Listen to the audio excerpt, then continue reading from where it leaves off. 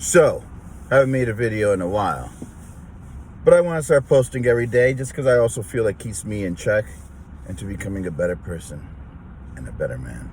That being said, some things people have, it's not necessarily a lack of goals or just a lack of purpose or a lack of vision. It's just a lack of motivation.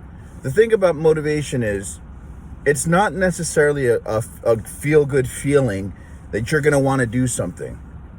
Real successful people do things despite the fact of whether they have to do them or not. You know, it's just like people always wait for, and I was like that too, whether it was reading a self-help book or listening to some things on YouTube that will motivate me and get me going.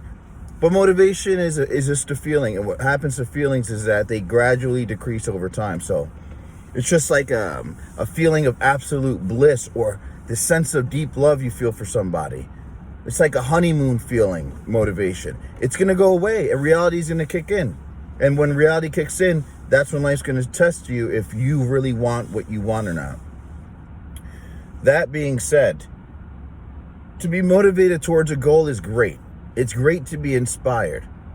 But unless you pursue a goal, kind of like when you're hungry, you pursue food, no matter what, nothing's stopping you from eating, and you'll do anything to get food, that's the only way you're going to accomplish goals in an excellent way. Now, a lot of people have problems with just even getting started.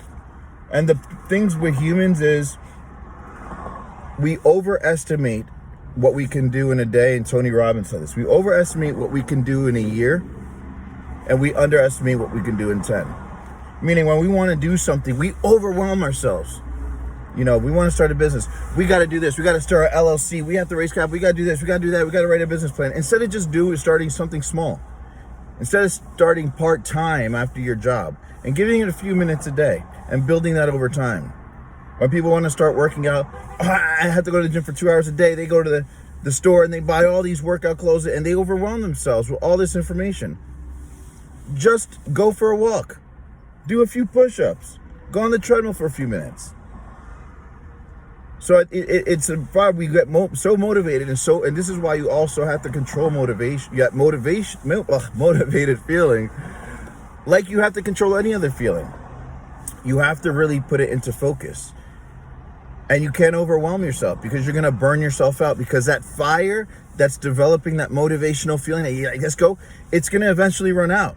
So whatever strength you thought you had with all those tasks you had lined up, it's not gonna be there. And then that weight's going to come upon you. So to even get started on a goal, list out some simple steps you can take, and then take one step a day. It doesn't need to be an hour a day. Maybe, you know, for me, I want to study my personal training exam. I just take 20 to 30 minutes a day.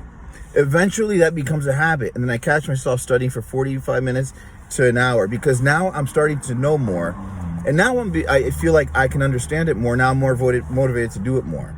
If you're going to start going to the gym, go to the gym and work out for, 15, 20 minutes. Because as your body starts getting better, as you start feeling better, you're going to be a lot more motivated to go more often. You might talk to some people. They might give you more information. Then, it really works when you start that snowball effect. But it seems like as humans, we like to start on top of the mountain already, and it does not work that way. It's a very discouraging path. It's like being on a diet. When you start a diet, you're motivated. When you realize what that fucking diet's about, it could be painful sometimes. And it's just like that with motivation, because motivation is like a mental diet where you really have to remove those negative things in your mind. You really have to weed out all the negativity and plant positivity. And that's not easy, especially in a world where a lot of people are pretty negative. And this is an important thing too about being motivated and about being positive. You will have to separate yourself and spend time with yourself. Of course, a lot of us have families. A lot of us have kids. I don't. And we do have priorities. But there is always time that you can spend for yourself, even if it's 5 to 10 minutes, to sit in silence, to read a page in a book. We all have our phones. Substitute social media and download a book and start reading it. Have a little notebook on you and write down goals. Oh shit, I got to do this today. Oh shit, I could do that today. You know, maybe you're behind on bills. Bam, I could call this credit card company and set up a payment plan. This and that and this and that and this and that. Because a lot of the times too, we're scared to achieve our goals, but it's not necessarily the fear of the goal itself. We as humans develop fear for what could happen than for what is happening. And that's what holds us, and that's what stunts our growth, because we start creating these scenarios about failure. What if I don't do it? But that shit hasn't happened yet because you haven't even tried yet. Now back to what I was saying, that you do need to spend time alone. And people are always going to try to take your time. And no matter how much technology we have now, it's like we just never have enough time. When we have these devices that are supposed to free up time for us, now we need more.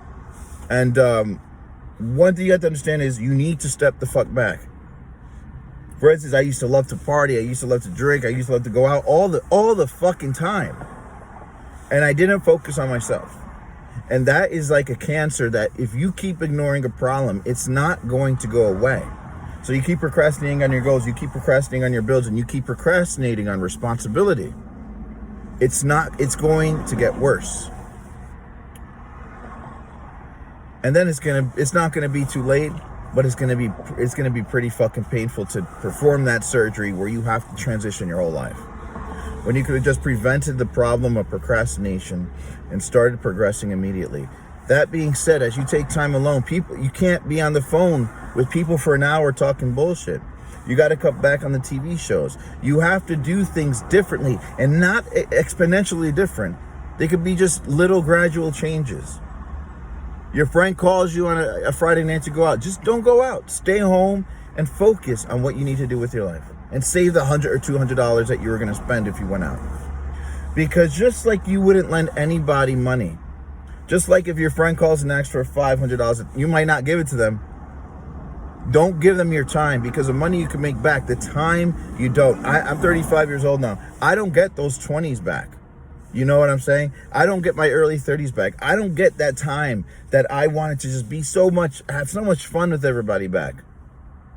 And now I have to refocus. Not that I wasted time, because you know, no matter how old you are, once you put your life into proper focus, and once you're really focused in life, all that experience, bam, comes. It's like a fucking funnel, and it's so concentrated, and it's so powerful that you can change your life in less than a year more than you have done in the last 10. Just because you need to spend time with yourself and understand that you are an amazing person. You have been through shit yourself. We all have. No one has been through more shit than another person. We've all been through shit, and we all have experiences that we need to tap within if we just close our eyes and sit in silence and observe that inner voice within us all.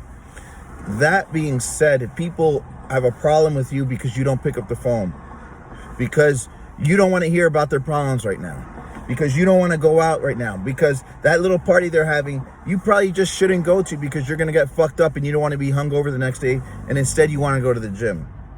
But maybe, I'll do lunch Tuesday. I don't want to do lunch.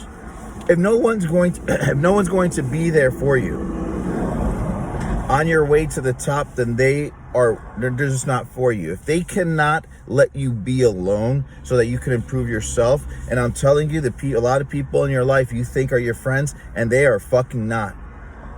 You need to be careful about those wolves in sheep's clothing, because I'm telling you, once you start trying to go to the top of the mountain, they will be the first ones to claw your fucking feet so you don't go anywhere. Be very careful about the people you have in your life, because they will take your time, they will take your energy, and that shit is money. Money can never buy that back. That being said, spend some time alone. Develop goals, and then start with them gradually. 15, 20 minutes a day, and build upon that every week. And it's just like doing 100 push-ups. You start with one a day. Eventually, you will get there. That being said, don't overwhelm yourself. Start small, because you starting small every day, taking an action every day, or even for Monday through Friday, that's 5 things you can do a week. That's 30 things you can do a month. Now, imagine what you can do in a year. So don't think because, I'm motivated, I had to change my life. Give yourself a year. Give yourself a 2. Shit, it took you 10, 15, 20 years to fuck it up. Give yourself a year or 2 to improve it. Don't rush. That life is like it's momentum. It's a snowball effect. It's going to get bigger and bigger, and don't let anyone get in your way when you start out. But when you do have that big snowball, no one's going to stand it, in your way. But until you get to that point, be very, very, very aware and very protective about your time. Just like you're very protective about your money and your social security number and all that. Be protective about your mind. Be protective about your life. Be protective about the energy that surrounds you. And start cutting shit off. Be tired of everybody's shit, and also be tired of your own shit as well.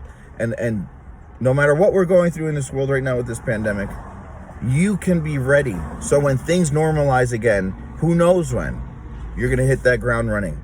You're going to be ready already. And when other people are like, oh, what? It's back to normal.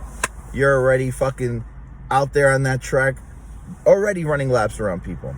So I wish you the best. I hope this video really helps. And I hope you have an amazing day, because you deserve to live an amazing life. We all came into this world the same way. And that's it. That's it.